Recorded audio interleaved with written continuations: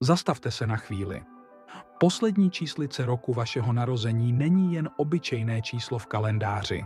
Je to kód, který vysvětluje, proč žijete právě tento život a s jakými úkoly jste do něj vstoupili. Jakmile ho pochopíte, uvidíte sebe i své volby z úplně jiné perspektivy. A to už během dneška. Představte si, že uvnitř nosíte klíč k otázkám, které vás roky pálí. Rok vašeho narození skrývá víc než čísla. Nese otisk karmy, stopu minulých životů i poselství, které si vaše duše přinesla do současnosti. Za pár minut si své číslo přečtete a uvidíte, proč se vám pořád dokola děje to samé.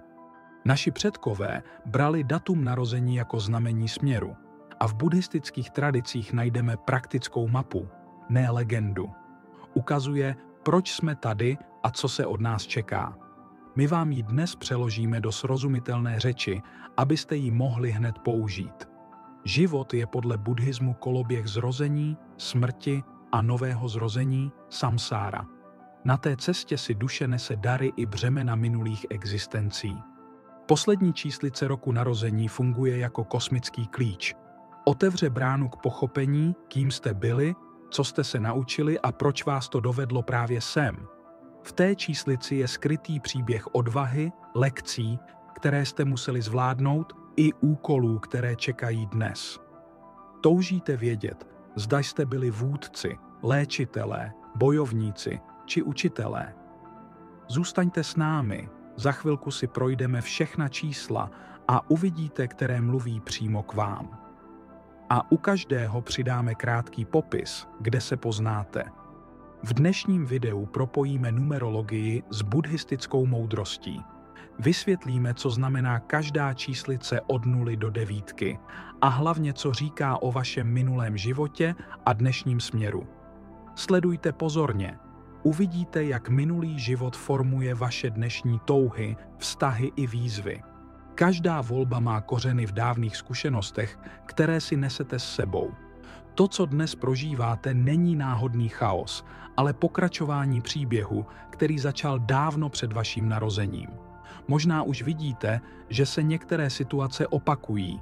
Stejné typy lidí, stejné zkoušky, podobné dilema, to jsou stopy vašich kořenů.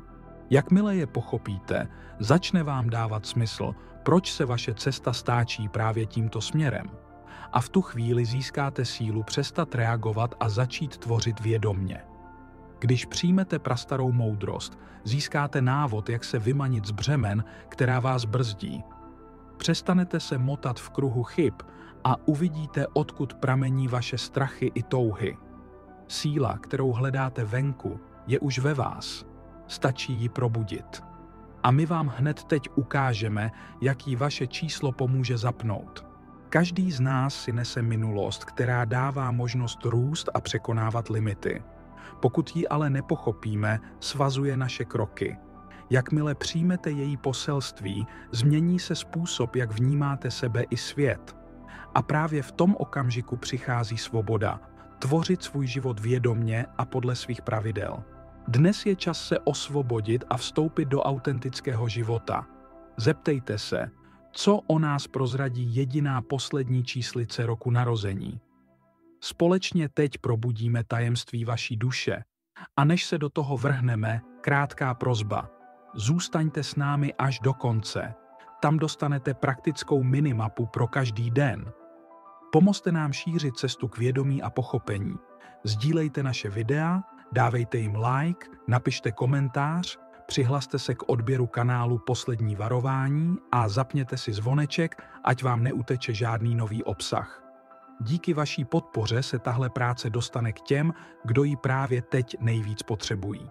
Číslo 0 v sobě nese obrovskou sílu. V buddhismu značí prázdnotu plnou potenciálu. V minulosti jste často žili jako mniši či mudrci. Stahovali jste se od hluku světa, abyste v tichu našli jasno. Vaše vítězství nebyla vidět navenek, odehrávala se uvnitř. Smyslem té existence bylo pochopit utrpení a pomíjivost. Naučili jste se, že lpění na strachu i touze vede k bolesti. Stali jste se klidem uprostřed chaosu a ten dnes používáte jako dar pro druhé. Vaší výzvou je nezmizet ze světa, ale tu vnitřní sílu předávat dál v běžném životě. Pokud je vaše poslední číslice 1, nesete energii odvážného vůdce. V minulosti jste stáli v čele, inspirovali jste, lámali staré pořádky a otevírali nové cesty. Vaší klíčovou lekcí bylo poznat, že skutečné vedení není o egu, ale o službě a vizi, která prospívá celku. Dnes vás 1 volá do role, kde síla jde ruku v ruce s pokorou. Přirozeně chcete vést či inovovat, ale můžete zápasit s netrpělivostí a potřebou kontroly. Největší moc najdete v tichém vlivu, naslouchat, zřetelně ukázat směr a jít příkladem. Tady se rodí důvěra. 2 je soucitný léčitel. Minulý život vás spojil s péčí, léčením a obnovou harmonie. Možná jste byli pečovatelé, bylinkáři či duchovní průvodci, kteří mírnili utrpení a stavěli mosty mezi lidmi. Vaší silou byla empatie a jemná vytrvalost. Dnes je vaše výzva nestratit se v cizích potřebách. Učíte se držet hranice a pěstovat soucit i k sobě. Když pečujete o vlastní zdroje, vaše přítomnost léčí dvojnásob. 2 vám připomíná, že laskavost je nejúčinnější, když stojí na zdravé rovnováze. 3 je moudrý hledač. Minulý život vás zavedl k posvátným textům, meditaci a hlubokému zkoumání pravdy. Toužili jste pochopit, co je za oponou světa, a naučili jste se rozlišovat mezi informací a moudrostí, mezi teorií a žitou zkušeností. Dnes ve vás 3 probouzí zvídavost a chuť učit se.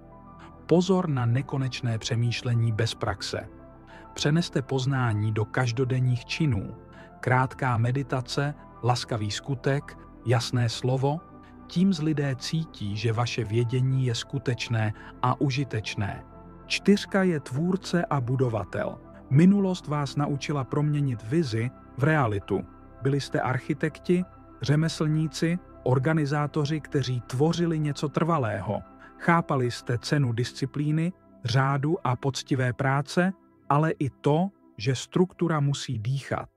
Dnes budujete vztahy, projekty, domov i sebe. Vaší výzvou je nezaseknout se v rutině a nebát se změny. 4 vás vede k pružné stabilitě, pevným základům, které snesou vítr. Když spojíte řád s kreativitou, vzniká něco, co opravdu vydrží. 5 je nebojácný dobrodruh. V minulém životě jste cestovali, zkoušeli, bourali omezení a učili se skrze zkušenost. Poznali jste, že skutečná svoboda nezačíná v pasu, ale v srdci, které nelpí a umí pustit. Dnes vás 5 táhne k novým výzvám, práci i vztahům, které voní růstem. Najděte rovnováhu mezi volností a závazkem, mezi impulzem a moudrostí. Uzemněte se v přítomnosti a nenechte se nést jen vzrušením. Pak se změna stane cestou k probuzení, ne k útěku. 6 je ochránce a pečovatel. Minulý život jste věnovali bezpečí druhých, jako vůdci, terapeuti, průvodci. Udržovali jste harmonii a učili se nesobeckosti, zároveň jste pochopili, že bez péče o sebe energie vyhasíná. Dnes 6 volá po jasných hranicích a laskavé pevnosti. Pomáhejte, ale nezapomeňte přijímat. Když si dovolíte odpočinek a podporu, vaše přirozená autorita sílí. Z vaší přítomnosti se stává domov, kde ostatní nabírají dech. 7 je intuitivní mystik. V minulosti jste zkoumali neviditelné, prohlubovali vědomí a hledali ticho, ve kterém je slyšet pravdu. Učili jste se důvěřovat vnitřnímu hlasu a pouštět potřebu kontroly či uznání. Dnes vás 7 zve propojit hloubku s praxí. Neskrývejte se před světem. Přineste své vhledy do práce, rodiny, komunity. Mystika není útěk, je to kvalitní pozornost uprostřed života. Z takového spojení roste klid i odvaha. Osmička je vládce a mistr rovnováhy. V minulém životě jste čelili zkouškám, pracovali s mocí a pochopili zákon příčiny a následku. Síla bez soucitu padá, soucit bez síly se vyčerpá. To byla vaše lekce. Dnes vás osmička učí zacházet s vlivem, penězi i rozhodnutími tak, aby sloužili. Ambici skroťte pokorou, úspěch vyvažte etikou.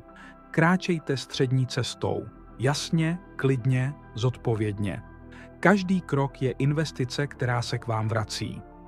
9 je osvícený učitel. Minulý život jste věnovali předávání moudrosti a pozvedání druhých. Učili jste se univerzální lásce i trpělivosti a pochopili, že skutečné učení se rodí z autenticity, ne z pózy. Dnes 9 vybízí vést příkladem a nenechat se spoutat cizím očekáváním. Sdílejte zkušenosti, ale chraňte své zdroje. Buďte světlem, které ukazuje cestu, a přitom si dovolte být člověkem, který se stále učí. Z téhle kombinace lidé čerpají nejvíc. Poslední číslice vašeho roku narození není nálepka, ale pozvánka. Ukazuje tendence, vztahy a účel, ale nedefinuje váš osud. S vědomím a záměrem můžete léčit stará břemena, přijmout své dary a pěstovat kvality, které vás probouzejí. A právě to je důvod, proč má smysl jít s námi až do konce. Ať jste tichý pozorovatel, vůdce, léčitel, hledač, tvůrce, dobrodruh, ochránce, mystik, vládce nebo učitel, pochopení tohoto skrytého aspektu vás posune. Je to mapa, kterou můžete použít hned. V práci, doma, ve vztazích, u vlastních rozhodnutí. Vraťte se k ní vždy, když budete potřebovat směr. Pokud vás to oslovilo, pomozte nám šířit osvětu. Sdílejte, moc prosíme, naše videa, dávejte jim like, komentujte je, přihlaste se k odběru kanálu Poslední varování a nezapomeňte si zapnout zvoneček, který vás upozorní na každé nové video. Děkujeme. Společně tvoříme komunitu, která hledá pravdu a probuzení.